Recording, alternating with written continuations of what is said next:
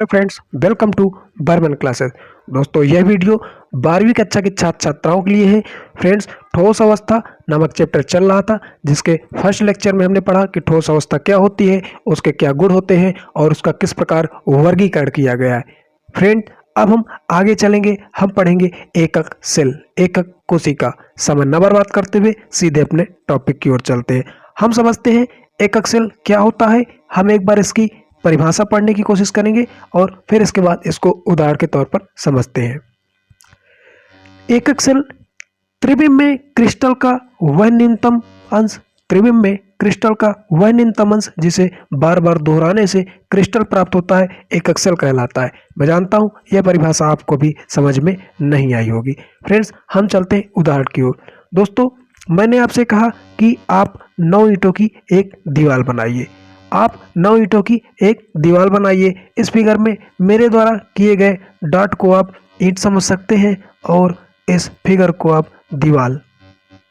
तो जब हम इस तरह इन सब को मिलाएंगे और 9 ईंटों से हम जब कोई दीवार तैयार करेंगे तो दोस्तों हम देखेंगे कि ये जो मेरा कलर्ड वाला पूरा हिस्सा है, इस भाग को हम यहाँ से उठाकर यहाँ रखें या यहाँ रखें या यहाँ इस दीवार में कहीं भी रखें तो इस दीवार का स्ट्रक्चर बदलने वाला नहीं है। अर्थात दोस्त, 9 ईंटों की दीवार में एक ईंट का स्थान जहां पर है उस स्थान से उठाकर उसे दूसरे स्थान पर रख देने से उस दीवार में कोई परिवर्तन नहीं होता। हालांकि होनी हमारी 9 की 9 ईंट ही चाहिए। तो दोस्तों, आपने इस तरह समझा कि 9 ईंट को दीवार में जो एक ईंट होती है वह हमारी सेल का कार्य करती है और जो वह दीवार होती है वह हमारी संरचना का कार्य करती है। फ्रेंड्स, यह दीवार हमारा 2D फॉर्म में था, अब हम समझते हैं इसको 3D फॉर्म में।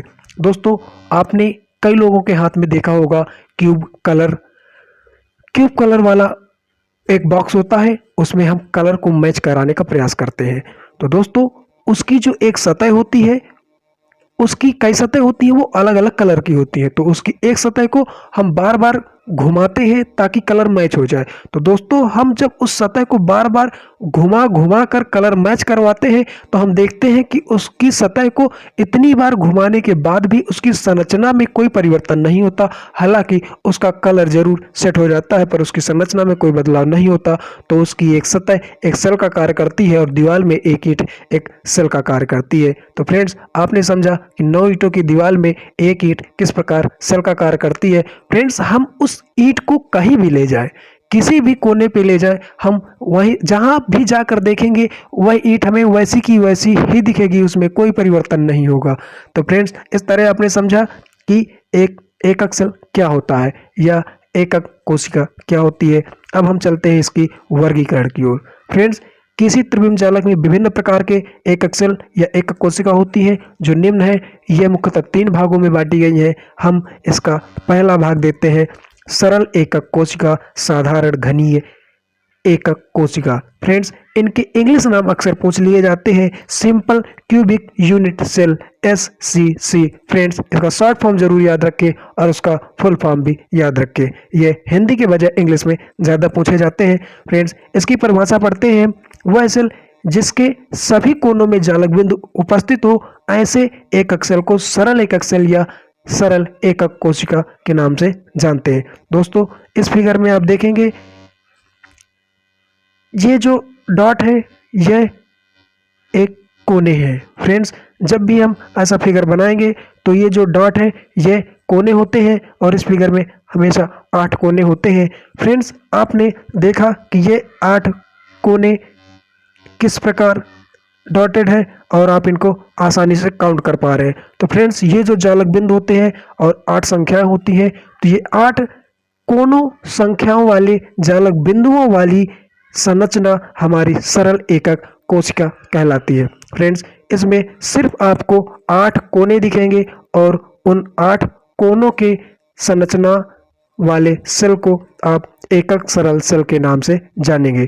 दोस्तों, अब अगला देखेंगे, फलक केंद्रीय एकक cell, FCC, force centred unit cell. दोस्तों, इसकी परिभाषा पढ़ेंगे, जब एकक सेल में जालक बिंदु सेल के सभी कोनों के साथ फलक के केंद्र पर भी स्थित होता है। फ्रेंड्स, इसको फिगर के रूप में हम देखेंगे। जब ये फिगर बनता है तो आप इसमें देखेंगे 8 कोने तो है। फ्रेंड्स, इसके 8 कोने आप आसानी से काउंट कर सकते हैं। और 8 कोनों के बाद इनमें देखेंगे कि कुछ डॉट बिंदु और है, और ये डॉट बिंदु किस बिंदु पर है, आप ये समझे। फ्रेंड्स, आप समझेंगे कि फलक क्या होता है। आपके दिमाग में जरूर एक क्वेश्चन आया होगा कि फलक क्या होता है। मैं आपको बता देता हूँ।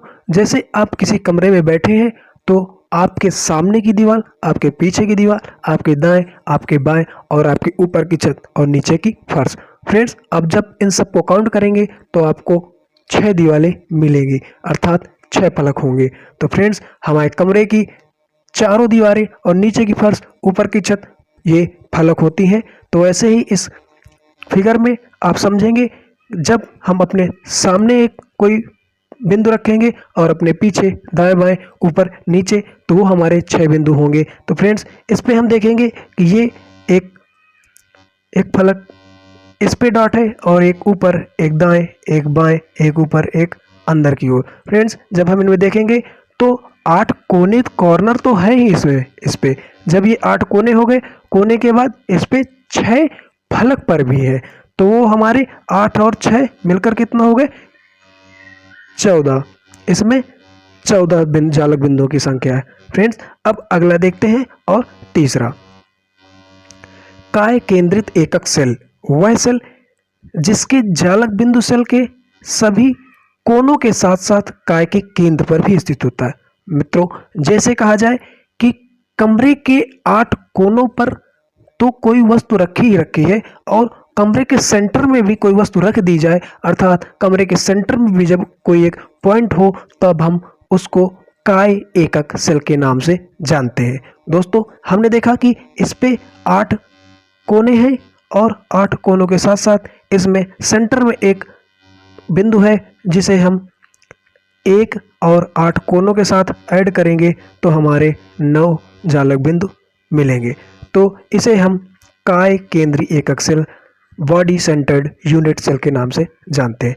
फ्रेंड्स, अब आगे चलते हैं, हम समझने का प्रयास करते हैं एकक सेल में परमाणु की संख्या किस प्रकार ज्ञात की जाती है। दोस्तों, इस थ्योरी को एक बार हम पढ़ेंगे, फिर इसके बाद मैं आपको साधारण तरीके से बताऊंगा कि यह क्या होता है। दोस्तों, एकक सेल में प्रत्येक कोना क्रिस्टल जालक में 8 एकक सेल में उपस्थित है। इस प्रकार प्रत्येक एकक सेल में कोने पर स्थित जालक बिंदु का योगदान 1/8 होता है। दोस्तों, आपने ये लाइन पढ़ी, आपको समझ में नहीं आई होगी। दोस्तों, जब हमने ऊपर वाला फिगर देखा था, तो आप इसमें देखेंगे कि यह जो कोना होता है, ये दिखता तो हमें एक डॉट के रूप में है, पर यह इतना सरल और आसान होता नहीं है। जब आप इसको किताब में देखेंगे तब आपको इसकी संरचना क्लियर दिखाई देगी, जिससे आप ज़्यादा आसानी से समझ पाएंगे। दोस्तों, यह कुछ इस प्रकार का होता है। यह अपने आसपास के 8 अणुओं से बना होता है, और जो ये मध्य वाला अणु होता है, ये पर्टिकुलर अणु की जब बात करते हैं बिंदु की, तो ये अपने आसपास के 8 बिंदुओं से संपर्क बनाए रखता है। और जब इसकी व्यक्तिगत बात होती है, तब यह 8 नहीं 1/8वां भाग होता है, क्योंकि ये 8 की सहायता लेता है। और जब इसकी व्यक्तिगत बात होती है, तब इसका भाग 1/8वां होता है। तो फ्रेंड्स, इस प्रकार आपने समझा कि इनमें इन डॉट का 1/8वां भाग किस प्रकार है। अब चलते हैं आगे की ओर, दूसरी लाइन पढ़ते हैं। एकक सेल की प्रत्येक कोर 4 एकक सेल में सम्मिलित होती है। इस प्रकार प्रत्येक एकक सेल में कोने पर स्थित जालक बिंदु का योगदान 1/4 होता है। अगला देखते हैं। अब दोस्तों, आप ये समझेंगे कि कोर क्या होता है। तो मैं आपको एक बार बता दूं फिर से, पुनः ऊपर फिगर में जाके, कोर क्या होता है। तो फ्रेंड्स, ये जो लाइन होती है हमारी, ये कोर होती है, और ये जो हमारे डॉट है, बिंदु है, ये हमारे कोने होते हैं। और जब इनके मध्य में ये जो व्हाइट कलर का हमें ब्लैंक ब्लैंक दिख रहा है, ये हमारा फलक होता है। फलक 6 होती है, यह आपने आपको बताया था। दोस्तों, आप इनमें एक और चीज़ समझेंगे। जब फलक मतलब कमरे की 6 दीवारें, ऊपर नीचे दाएं बाएं आगे पीछे 6 हो गई, और जब हम कह दिया जाए कि दीवार के किसी एक दीवार पे किसी व्यक्ति या किसी वस्तु को रखा जाता है, तो उसका आधा भाग इस तरफ, आधा भाग इस तरफ होता है। आधा भाग इस तरफ और आधा भाग इस तरफ होगा। तो अगर कहा जाए कि पर्टिकुलर इस पॉइंट पे इसका क्या योगदान है, तो इसका देखेंगे आप, एक इधर, मतलब 1/2 योगदान होता है। और जब कोनों की बात आती है तो यह अपने आसपास के 8 जालक बिंदुओं से बना होता है, अर्थात इसका जब पर्टिकुलर बात होती है तो यह 1/8वां योगदान देता है। आप इन चीज़ों को ध्यान दें, आगे आपको सवालों में यह बहुत मदद करेगा। अब चलते हैं आगे की ओर। हम तीसरा देखते हैं, एकक सेल। प्रत्येक फलक 2 एकक सेल में सम्मिलित होता है। इस प्रकार प्रत्येक एकक सेल में जालक बिंदुओं का योगदान 1/2 होता है। मैंने बताया कि जब दीवार पे किसी व्यक्ति को बीच पे रखते हैं, किसी वस्तु को बीच पे रखा जाता है तो वह आधी इस तरफ आधी उस तरफ होती है, अर्थात दीवार वाले जगह पे वह अपना 1/2 का योगदान देती है। इसी प्रकार हम समझे कि 1/2 योगदान का योग कैसे होता है। अब देखते हैं चौथा, यदि कोई परमाणु या आयन तथा केंद्रीय काय स्थित होता है तो प्रत्येक एकक सेल में उसका पूर्ण योगदान होता है। जब हमने बताया था कि कमरे में सेंटर में किसी व्यक्ति को या किसी वस्तु को सेंटर पे रखा जाता है तो वह अपना पूरा योगदान देती है, उस पर कोई हस्तक्षेप नहीं करता। तो इनको हम प्रश्न उत्तर के माध्यम से देखने का प्रयास करेंगे और आई होप आपको ये चीज़ें समझ में आई होंगी और आगे भी आएंगी। हम देखते हैं सरल घनीय एकक सेल में परमाणुओं की संख्या। सरल घनीय एकक सेल के कोनों पर 8 परमाणु एकांक स्थित होते हैं और प्रत्येक परमाणु एकांक सेल में 1/8 का योगदान होता है। मैंने फिगर में आपको बताया था कि वह बिंदु होता तो एक है, पर वह आसपास के 8 बिंदुओं से मिला होता है, अर्थात जब उस बिंदु का योगदान पूछा जाता है तो उसका 1/8वां योगदान होता है। तो हम देखेंगे कि सरल एकक सेल में परमाणुओं की संख्या ज्ञात करने पे हमें 8 कोने मिलते हैं, परंतु हमें निकालना है एक कोने का। जब हम एक कोने का निकालेंगे तो हम उसमें 1/8 का गुणा करेंगे और हम पाएंगे कि उसमें एक ही परमाणु होता है, अर्थात हमें पता चला कि सरल एकक सेल में परमाणुओं की संख्या 1 होती है।